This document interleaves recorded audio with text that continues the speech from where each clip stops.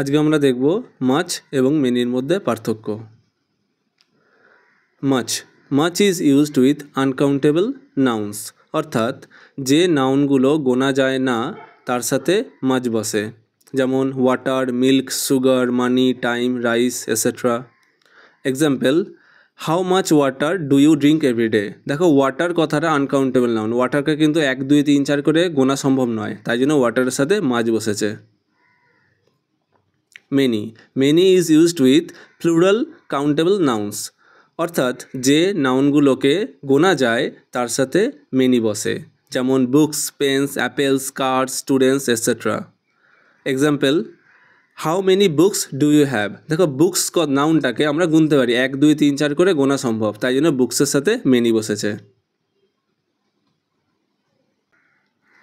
এই দুটো প্রশ্নের উত্তর তোমরা কমেন্টে জানাও। She doesn't eat dash sugar আর how dash pencils do you need.